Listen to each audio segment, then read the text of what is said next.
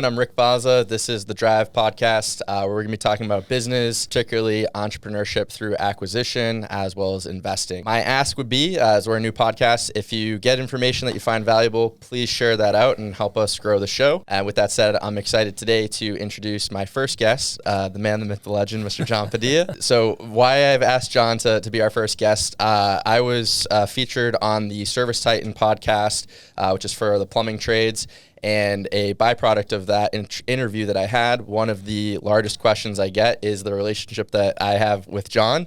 I'm very fortunate and blessed because I think we have a very unique relationship. So I thought we could tell kind of our story and hopefully provide a lot of value to potential wannabe entrepreneurs like myself who went through this seemingly crazy journey and now have come out on the other side.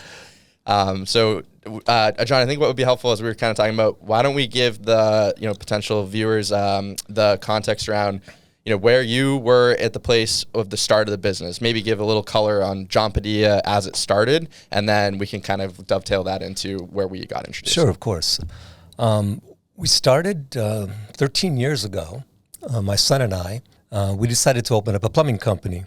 He had too early of a retirement, and I wasn't ready to stop working, so we decided to open up our own. We ventured out. We did. We got our vans. We got technicians. We grew. We had a lot of people that we know in San Diego, so our customer base was excellent to begin with. We picked up property management after that, so we kept growing and growing and growing to the point 10 years later, we decided, it's time to switch it up.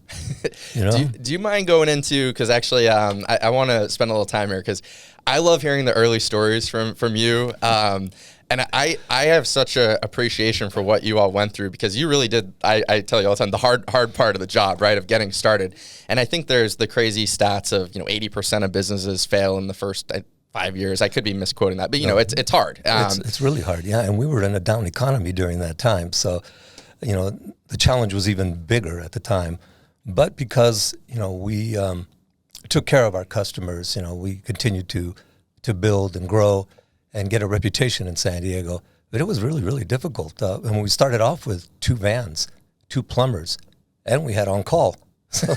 So you know how that went. But even that, I think spending a little time on that, because it is truly nonstop, and I don't think some people necessarily realize that. I mean, obviously, when you're starting a business, it's going to be a big endeavor. But hearing the stories from you guys, I mean, it's not just that you were doing the work during the day, because obviously you're out there servicing the calls, right? But then you're coming home and doing invoicing at night. Then you're somehow trying to figure out, how do I recruit more people to come on this journey with me?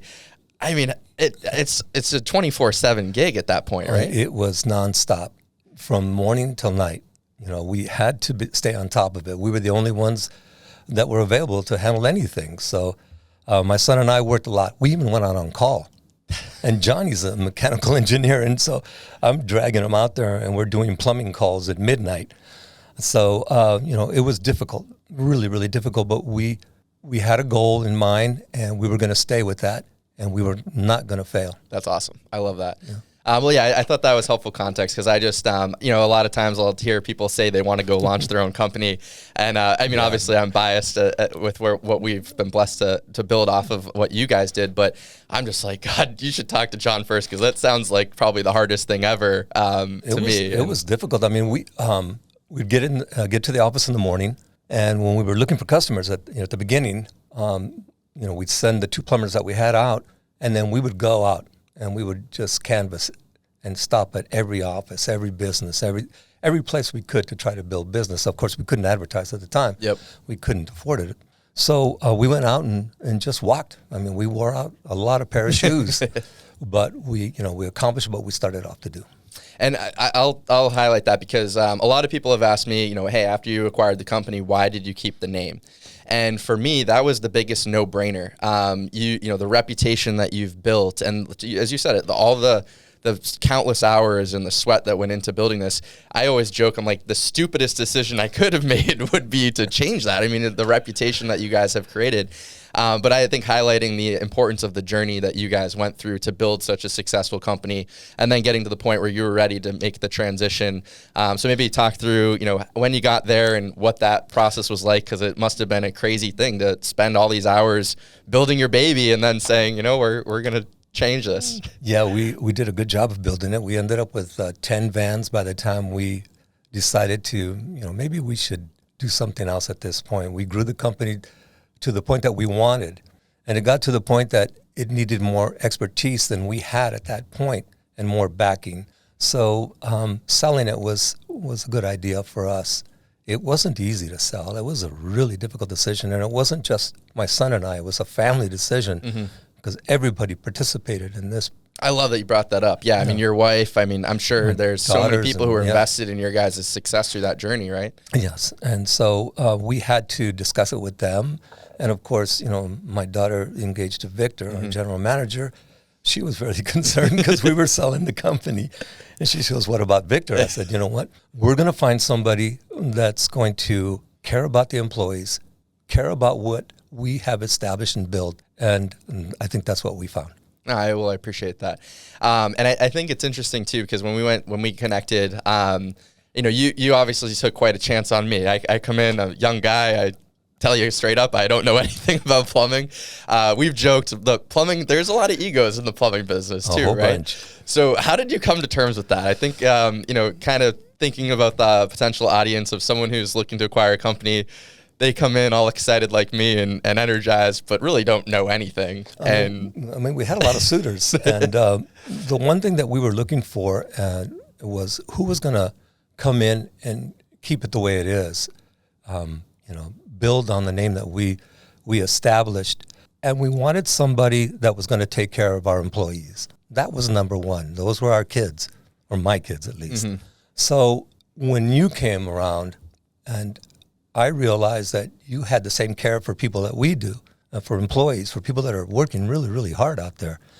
And we wanted somebody that was going to take care of them like we did. And you did that very, very well. No, I appreciate that. And if you don't mind, I want to drill into that because I think that to me is really important. So when you're going through, I'm going to now give you the buyer's perspective.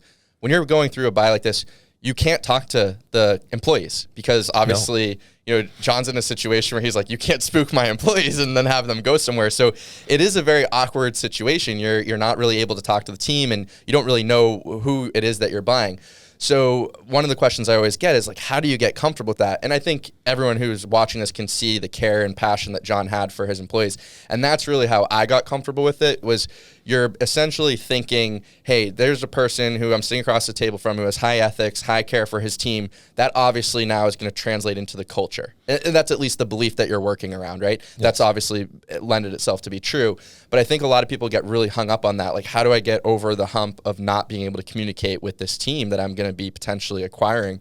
And for me, that was the really telling point when we had our meetings and I could see the passion that you had for your team. And in my mind, I'm thinking, well, hey, I just want to continue carrying that around. And if we focus on taking care of that group, they're going to be able to take care of our customers. And that should be a recipe for success.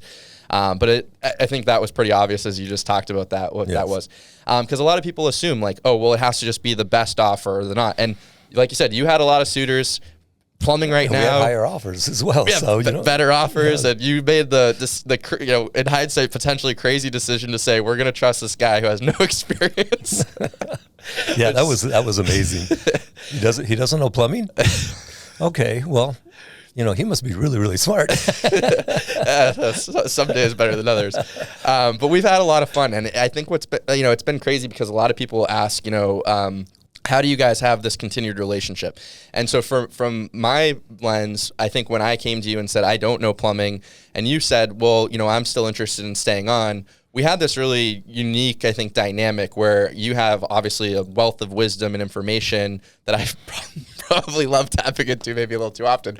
But then you also had a trust that you were going to be able to pass on. And I think that's really a hard part for a lot of the potential acquirers that I speak to, because they hear these stories of, so-and-so said they were going to hang around and they're gone after 3 days. Mm-hmm. But I think what is clear to probably to anyone watching, but you still have such a passion for the business and the team as really truly a family. And a lot of people say that, but then once they get the check, they're gone, right? Yeah. So for you, I think that was so different. And what's that process been like in journey for you? Well, I think the peace of mind that it brought to the employees was the biggest Hugely factor. important. Huge. Yep.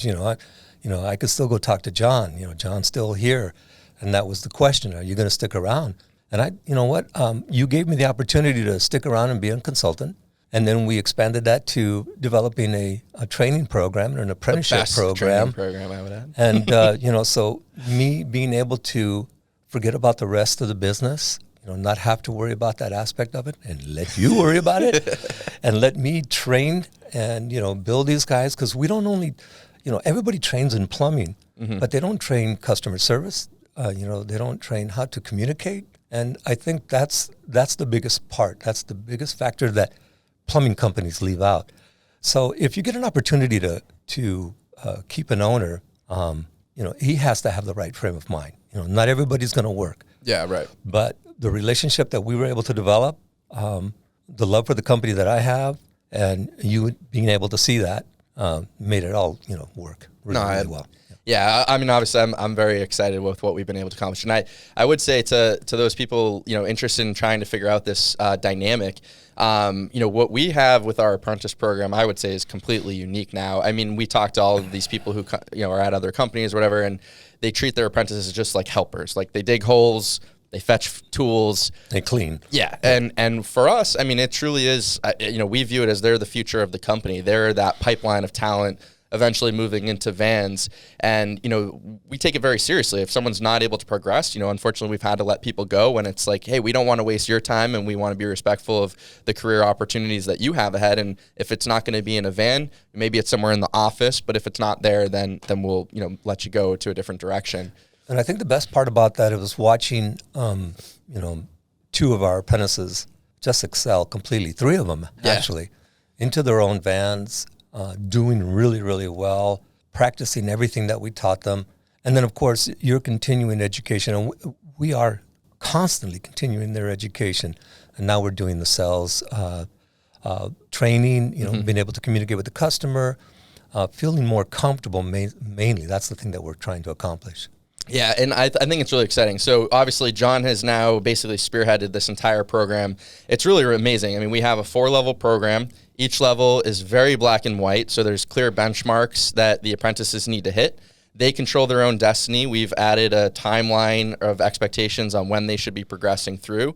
But essentially, they come in, they tell John, hey, I feel comfortable that I'm ready to test into the next level. John has a test that he'll have them go through, and if they pass that, they get an automatic promotion and a pay raise, and it's really remarkable. I think it's added a ton of motivation. I remember, when we first came in and we didn't have this program, because obviously John was focusing on these other aspects of the business and hadn't been able to build this, we would come in and everyone was fighting for that one apprentice who, happy to say he's a tech now, but that one apprentice, and, that was kind of the everyday fight. And now, come in and it's, who do I have? And that's like probably one of the best things, especially with the amount of people that we have. It's really awesome. We've had some great success, and then the experience forms, to me, are the key. Every day they come in and they write what they experienced the day before, who they were with, what type of work they did, what kind of materials, the size of those materials.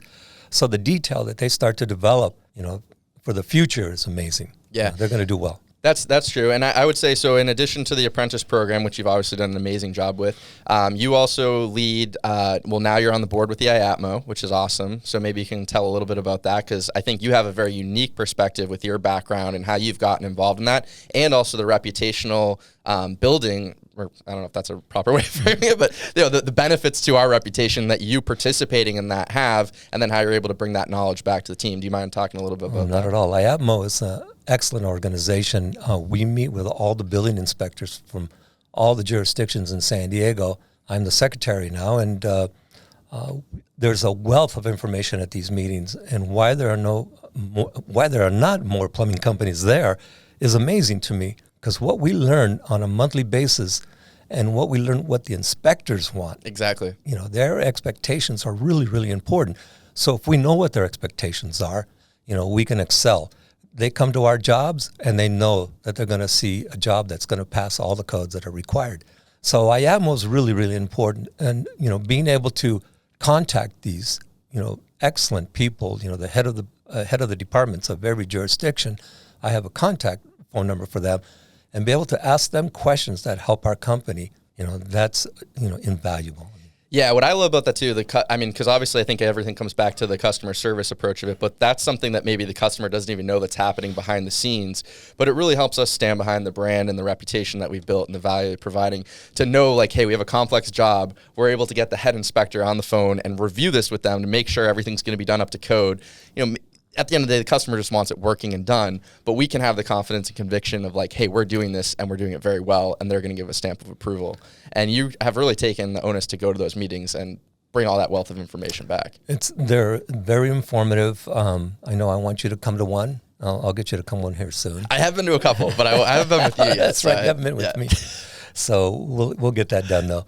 IAPMO is a very important organization. I teach a lot of code, so it helps me as well. When they bring up a code section that they're having a problem with, in the field, that people are not passing these particular inspections, we go over those code sections, and then I'm able to bring those back, and we teach everybody about the code. So all our plumbers are very well versed on plumbing code. And I will point out from just the general culture of our plumbers now, they've mentioned, I've never had the code mentioned this many times at another company.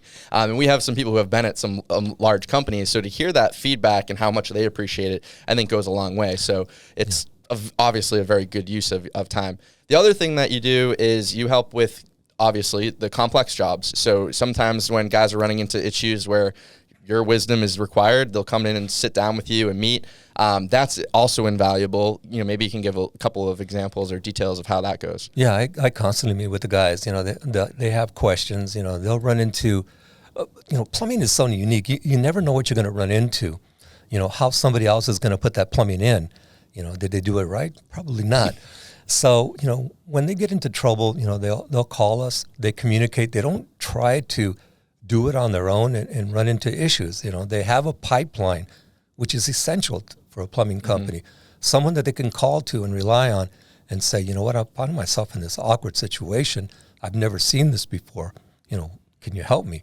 So they either, with our phones now, so we can do it on the phone, or I'll go out to the job site and walk with them. But we get a lot of resolution, mm-hmm. And they learn a lot. That's another aspect of, their learning, and it helps us a lot tremendously. Yeah, and the thing I love, and I would imagine, any viewers can sense this, but so I would say it's a top-down thing. So John, you can clearly see his passion for it and how valuable his ability to do this with our plumbers is. But also, it's really cool to see, our next batch of leaders following your footsteps. So, the senior guys now stepping in and seeing the way you conduct these meetings and how you handle it, and now they're watching this great mentor, carry yourself this way, and that trickles down as they're starting to do it, and now, the culture kind of feeds on itself. So as you can, as I'm always talking about how excited I am about our path, that's to me the stuff that it just, you can't really teach that. It's something where they're seeing how you're handling it, and it, I think, comes through osmosis. But that's one of the things that gets me as excited about anything else. I know, I get that question, how did you get that done? Yeah. I've been trying to do that for a week. I was born and raised in San Diego, so I know a lot of people in this town, and a lot of people that'll help me, and I really appreciate those. Yeah.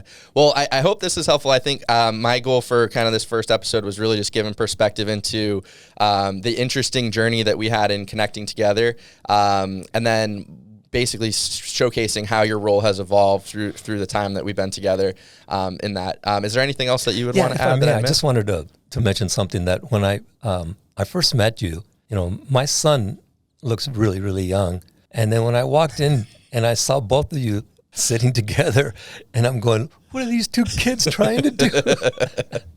But it was something that I'll never, ever forget. You both look like you're 20s.